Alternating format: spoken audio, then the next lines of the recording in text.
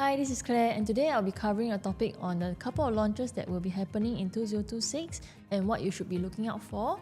Here in this video, I have selected the top 2 launches that I will keep an eye on. So right now we have a bit of information. We know what's the land bid price like, we know the location, but at the same time we may not know what is the price point like, what are the floor plans and all that. If you look at my channel, you will also see that there are a lot of project analysis videos. So those are long form videos that I cover and I go specifically to the unit type and what to look out for in a specific location and a specific project.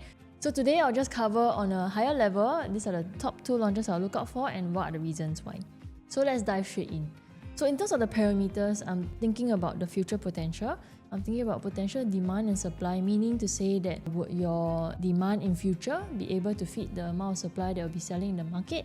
For example, if you want to exit 4 years down the road, will you be able to have enough demand to be able to support your selling and at the same time to be able to sell fast and at the right price that you want? The third point is price point and PSF, so I'll be covering a little bit on price point, a little bit on PSF, and at the same time some unique features of these 2 projects that I'll be talking about today. So the very first one is Bayshore, near Bayshore MRT. At this point of time, most of the forest has been cleared out, so instead of trees in the area, you only see like construction right now. So the first plot of land in terms of looking at private residential has been sold to Singhai, and this is the one project that will be launching this year. So what has the government been doing here is that they have earmarked this location, this entire Bayshore estate, with some units that will be facing the sea to have 10,000 over homes and 30% of them will be private. So you will have a mix of HDB BTOs, you will also have a mix of some communal area like they have a central park. They also want to make this like an eco town like what Tengah is doing. Nearer to the Bedok south side, there will be an integrated development. So there will be private, I think shops downstairs and also residential upstairs. So here coming to Bayshore, this is the very first plot that is bidded by Singhai. And here's the information. So in terms of the land bid price, right, this is the first GLS plot in Bayshore that drew about 8 bids and Singhai put the top bid at 1,388 PSF PPR. So in this case, when they wrote out in the article, they also mentioned that they will likely launch at 2007 to 2008 per square foot and maybe will hit 2009 to 3,000 for the sea fronting units. But before we talk about it being expensive, it is unavoidably expensive from that point of view looking at this kind of land bid price in the OCR region. But let me explain a little bit further. So this is Costa del Sol. Costa del Sol, based on the lease start date from the time that the land was bought, is about 29 years old of age right now. It's really literally right beside Bayshore MRT, so it's just across the road beside this Singhai plot. For Costa del Sol, the latest transactions have hit more than 2,000 per square foot. So there was one that is 2,020 per square foot and then another one, a 3-bedder at 2,117 per square foot. So over the years, we also have seen that Costa del Sol, because of its facilities, because of its size and proximity to right now the MRT as well, the growth has been about 150% over the past 26 years. So from a per annum basis, the gross profit is actually about 5.7%, which is pretty decent for such an old development. So if today you were holding on to a property, you bought it as a first owner, you would be able to sell at about 150% growth. So when we talk about Costa del Sol versus Bayshore and what's the price premium that you want to consider entering into for Bayshore, we talk about this thing called a lease reset. So if we talk about the lease reset, how I calculate this would be, today the PSF is, based on this, 2,022. We know that there have been transactions up to 2,117 PSF. But I'll just use this because on the graph over here, on average this year, the transactions have hit about 2,022. So for 2,022, what I'll do is I'll take 2,022, I'll divide by 99 minus 29 years of age over here, and then I times back the 99. So this means that if let's say today's PSF, I reset the lease back to 0 again, how much should it cost in terms of looking at the reasonable price point to enter into? So this brings me to 2,858 PSF. If Bayshore were to launch at 2007-2008 per square foot, it's quite reasonable considering that Costa del Sol, at 29 years old, has already hit this kind of price point. If I reset back a piece of land that is close by, down to 0 again, launching at this price is actually quite reasonable. But because between Costa del Sol and Bayshore, the difference is that Bayshore will be harmonized and Costa del Sol is not. So in this case, what I'll do is I'll cater for another 6% harmonize, meaning to say that For harmonized projects, we do see that the PSF is slightly higher, but the floor plate on paper size is smaller. So in this case, after I cater for a 6% harmonized PSF, we will land at 3031 per square foot, which is what we predicted, right? The starting from price will likely be 2007 per square foot. The sea-facing units will be 2009 per square foot to 3000 per square foot. So would the developers be confident to launch at this kind of pricing? Average at this kind of pricing? I think not an issue at all, because they know that Costa del Sol has a very good cushion and it's been performing so well over the past couple of years, such that for Bayshore, the demand will be as strong, and to be able to reset that lease and buy another 30 years on a new development, this kind of pricing would make sense. But if today Costa del Sol has hit some form of stagnancy in terms of looking at, I'm 30 years old now and I am hovering around 1,004 to 1,005 per square foot, then it makes a whole lot of difference, because then if you do the lease reset backwards, you will only maybe land at about 2,000 per square foot. So in that case, coming in to buy Bayshore at 2009 per square foot will then have a huge gap, which makes it a little bit less worthwhile, unless you're really looking for new and you really want to live in the area. So from this point of view, just counting based on the lease reset, it does make sense for you to enter into Bayshore, and the PSF will not be expensive. So in this case, when we look at a quantum play, nowadays what you are seeing, even for CCR projects like River Modern, your Zion Grand and Promenade Peak, you will also see that the quantum is very reasonable, even though the on paper size is smaller, PSF is slightly higher, but the quantum is very reasonable for people to enter, and that's where the demand is strong in that sense. So when we go into an era of harmonization and we see that there will be people who will be driven towards the harmonized projects, because the size on paper, even though it's smaller, it feels quite efficient in space, and at the same time, because your first owner has bought it at an affordable quantum, they are willing to let go at a reasonable quantum for you. Versus if you want to go for a non-harmonized project within your area, you may see a $200 to $300 PSF gap to be able to enter into something similar. So when we talk about Bayshore, we also want to compare a relatively newer project here. So Seaside Residences is pre-harmonized. You see that their 2-bed 2-bath is slightly bigger, 786 square feet. You got your 678, and it's up to about 2.06 million right now.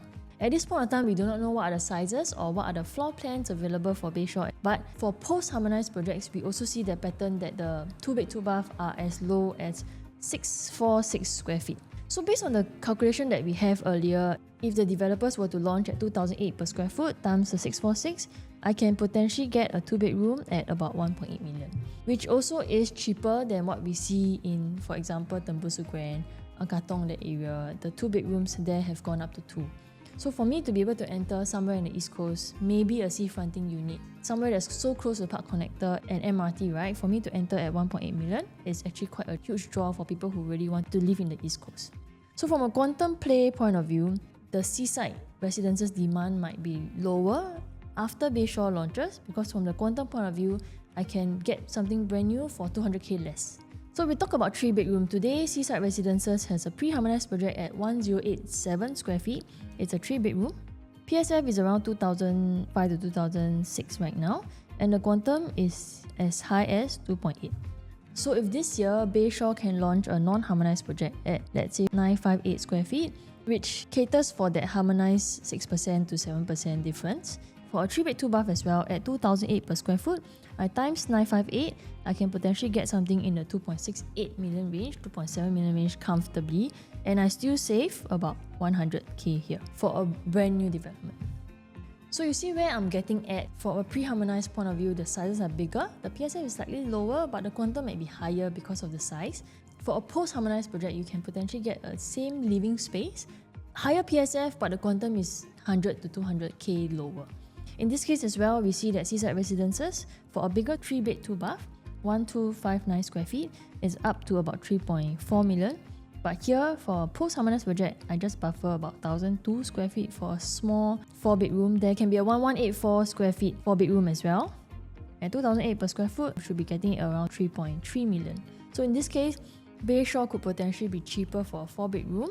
That may pose some risk on you holding on to a 3-bedroom at Seaside. From a buyer's point of view, we also see that the buyers are drawn now to harmonized projects because of the efficiency of space and the affordable quantum. That's why you see in the CCR region today, the demand has been quite strong for 2-bedrooms and 3-bedrooms, because the entry price is definitely more reasonable today compared to the rest of the Central Core region. So when we talk about Bayshore, for example, this is one example where we may see an opportunity from a price point, lease reset point of view, and at the same time, for a post-harmonized project, you may be able to get the same space, even though higher PSF. Quantum is much more reasonable than the other neighbouring competitors. So if you know that the price point has been already set by your neighbours, for example Costa del Sol or even Seaside Residences as a good point of reference, we know that for you to be able to enter Bayshore at this price is going to be worthwhile because the price has already been set over there. If today the price that you're entering into is 500k more expensive than what the neighbouring projects are doing, then that poses as an even larger risk for you to enter. So summary of Bayshore, some of the key features that we also want to highlight is that this is the first plot right beside the MRT. The gap between the new and resale is very narrow. We know that we can potentially get something cheaper for brand new versus what has already been done at Seaside Residences.